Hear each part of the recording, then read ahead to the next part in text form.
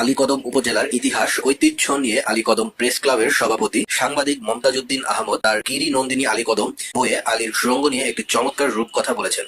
রূপকথাটি এইরকম: লোকালয় থেকে মাতামুহুরী নদী তীরবর্তী আলীর পাহাড়ে একদল মেহনতি কাঠুরিয়া জীবিকার সন্ধানে কাঠ বাঁশ আহরণে যায়। প্রতিদিনের মতো পরিশ্রমী কাঠুরিয়ার দল নদীর ঢালুর পাড়ে নির্মিত এক চালা ঝুপড়িতে বিশ্রাম নিচ্ছিল। সে সময় একজন জটাধারী লোক হঠাৎ তাদের সামনে আবির্ভূত হলে কাঠুরিয়াগণ ভীত বিহ্বল হন। কাঠুরিয়ারা লোকটির প্রতি তেড়ে যায়। তখন লোকটি অপরাধীর ন্যায় করুণ ভাবে হাত জোর করে বলে ওঠে, আমাকে মেরো না, আমি কোনো জিন ভূত পাগল বা দস্যু নই, আমি এক বিপন্ন হতভাগ্য লোক, আমাকে আশ্রয় দাও। লোকটির করুণ মিনতিতে কাঠুরিয়াদের দয়া হলো, তাকে আশ্রয় দিয়ে তার আদ্যপান্ত জানতে চাইল। তখন লোকটি তাদের কাছে যে কাহিনীটি বর্ণনা করলো তার সংক্ষিপ্ত রূপ এই। লোকটি বলল, সেই অনেকদিন আগে আমরা তোমাদের মতো একদল কাঠুরিয়া আলীর সুড়ঙ্গ সংলগ্ন স্থানে বাঁশ কাটতে এসেছিলাম। একদিন সবাই গভীর অরণ্যে বাঁশ কাটতে যাই। এ সময় আমি সঙ্গীদের থেকে একটু বিচ্ছিন্ন হয়ে পড়ি। আমি কিছু বুঝে ওঠার আগেই কোত্থেকে আদিম এক রূপসী কন্যা এসে আমাকে জড়িয়ে ধরলো। তার পরনে ছিল গাছের পত্রপল্লব। আমার সঙ্গী সাথীরা অনেক খোঁজাখুঁজির পর আমাকে না পেয়ে ব্যর্থ হয়ে বাসায় ফিরে গেল। তা মনে করলো আমি কোনো হিংস্র জীবজন্তুর শিকারে পরিণত হয়েছি।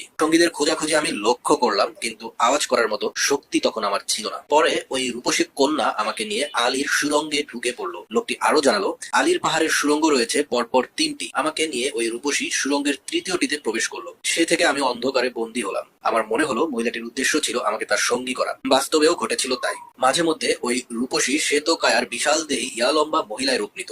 তার অবয়ব হয়ে যেত অদ্ভুত আকৃতি। তার পরনে থাকতো পশুর চামড়া। পাখির পালক ছাড়া কোনো অলংকার ছিল না। আগুনের ব্যবহার জানতো না। পশু পাখির মাংস ও ফলমূল খেয়ে জীবিকা নির্বাহ করত। ক্ষুধার জ্বালায় আমিও আস্তে আস্তে সেসব খেতে বাধ্য হলাম। মহিলাটি আমাকে সুড়ঙ্গে রেখে গহীন অরণ্যে একাকী ঘুরে বেড়াতো। শিকারে বেরিয়ে যাওয়ার সময় সে গুহা মুখে একটি বড় পাথর চাপা দিয়ে রাখতো, যাতে আমি সুড়ঙ্গ থেকে কোনো মতেই বের হতে না পারি। দিন যায়, মাস যায়, এভাবে বছর পার হয়। ক্রমান্বয়ে মহিলাটি আমার সাথে ভাব জমাতে শুরু করে। সৌহার্দ্য, সম্প্রীতি ও ভাবের আদান প্রদানের মাধ্যমে আমরা একে অপরের কাছাকাছি আসতে থাকি। কখন দিন রাত হয় গুহার মধ্য থেকে আমি কিছুই জানতে পারতাম। তিমির সুড়ঙ্গের বন্দি জীবন আমার কাছে অসহনীয় হয়ে ওঠে। তারপর মহিলাটি তার মানসিক কামনা চরিতার্থ করতে আমাকে কাছে টানতে থাকে। আমিও তার ভয়ে সবকিছু করতে বাধ্য। এক পর্যায়ে আমাদের অভিসারের ফলে মহিলাটির গর্ভে সন্তান আসে। যথারীতি মহিলাটি একটি ফুটফুটে সন্তান প্রসব করে। ডাইনিটি তখন মনে করলো আমি তার প্রতি অনুরক্ত হয়ে গেছি, কিন্তু আদৌ তার প্রতি আমার আসক্তি ছিল না। আমরা একে অপরের ভাষা বুঝতাম। ইশারা ইঙ্গিতে আমাদের কথাবার্তা হতো। একদিন ডাইনি শিকারে যাওয়ার সময় গুহা মুখে পাথর চাপা দিয়ে যায়নি। এতে করে বাহির থেকে সূর্যের আলোর ঝলকানি ছিদ্র পথে গুহার ভিতর প্রবেশ করে। তখন আমি এই সুযোগটি গ্রহণ করি এবং গুহা থেকে বেরিয়ে আসি। বাইরে এসে এই মায়াময় পৃথিবীর আকাশ, হৃদয়ে দোলানো বাতাস